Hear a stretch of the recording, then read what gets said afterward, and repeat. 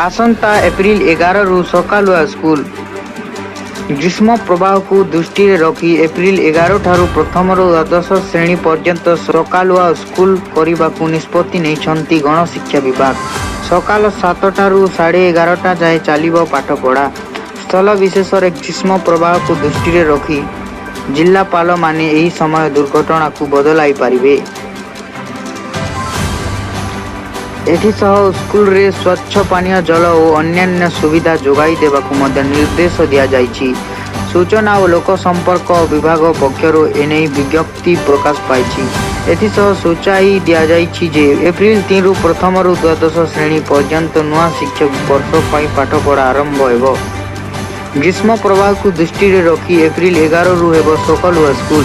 सूचना और लोक संपर्क विभाग पक्षरु विज्ञप्ति जारी। एप्रिल 2 रु राज्य में सकालुआ स्कूल हेबो बोली जो खबर भाइराल होइथिला तार कौनसी सत्य नाही किंबा चलित वर्ष से बोली खबर ओटीवी रो कौनसी प्लेटफॉर्म रे प्रसारित होई नथिबा ओटीवी पक्षर सूचना दिया जाइथिला।